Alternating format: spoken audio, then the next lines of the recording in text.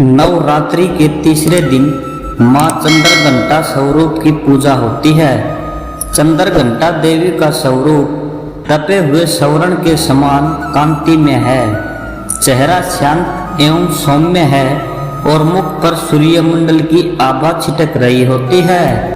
माता के सिर पर अर्ध चंद्रमा मंदिर के घंटे के आकार में सुशोभित हो रहा, जिसके कारण देवी का नाम चंद्रघंटा हो गया है।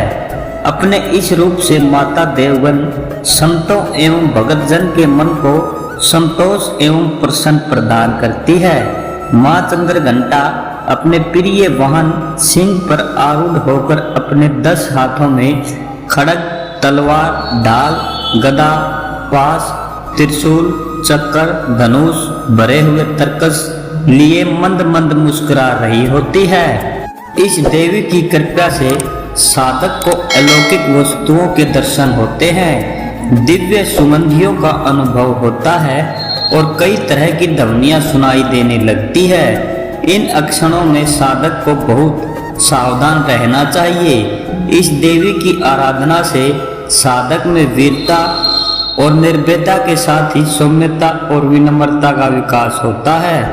इसलिए हमें चाहिए कि मन, वचन और कर्म के साथ ही काया को विहित विधि विद्वान के अनुसार प्रसिद्ध पवित्र करके चंद्रघंटा के शरणागत होकर उनकी उपासना आराधना करनी चाहिए।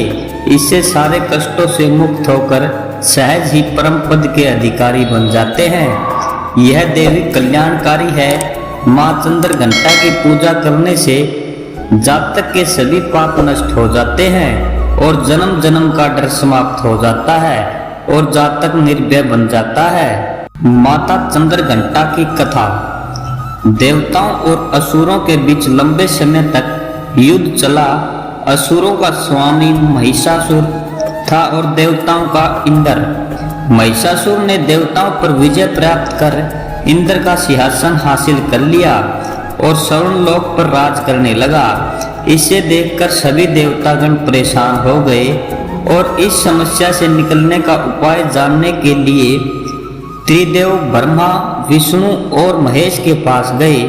देवताओं ने बताया कि महिषासुर ने इंद्र, चंद्र, सूर्य, वायु और अन्य देवताओं को सभी अधिकार छीन लिए हैं और उन्हें बंधक बनाकर स्वयं स्वर्गलोक का राजा बन गया है।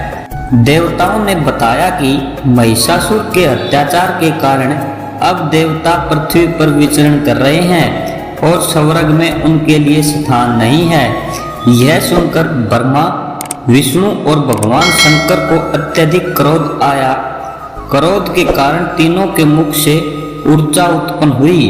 देवगणों के शरीर से निकली ऊर्जा भी उस ऊर्जा से जाकर मिल गई। यह 10 दिशाओं में व्याप्त होने लगी। तभी वहां एक देवी का अवतरण हुआ। भगवान शंकर ने देवी को त्रिशूल और भगवान विष्णु ने चक्र प्रदान किया। इसी प्रकार अन्य देवी देवताओं ने भी माता के हाथों में अस्त्र शस्त्र सजा दिए। इंद्र ने भी अपना वज्र और ऐरावत हाथी से उतरकर एक घंटा दिया। सूर्य ने अपने तेज और तलवार दिया और सवारी के लिए शेर दिया। देवी अब महिषासुर से युद्ध के लिए पूरी तरह से तैयार थी। उनका विशालकाय रूप देखकर महिषासुर यह समझ गया कि अब उसका काल आ गया है। महिषासुर ने अपनी सेना को देवी पर हमला करने को कहा। अन्य दैत्य और दानव के दल भी युद्ध में कूद पड़े। देवी ने एक ही झटके में ही दानव का संहार कर दिया। इस युद्ध में महिषासुर तो मारा ही गया, साथ में अन्य बड़े दानवों और राक्षसों का संहार माँ ने कर दिया।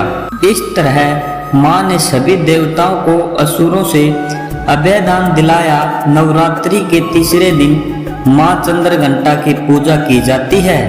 यह शुक्र ग्रह की देवी मानी जाती है। नवरात्रि के तीसरे दिन माँ चंद्रघंटा की पूजा अर्चना करने वाले जातकों की जन्मपत्री में शुक्र दोष समाप्त होता है। ऐसे ही अन्य वीडियो देखने के लिए आप अपने YouTube चैनल को सब्सक्राइब करें। धन्यवाद।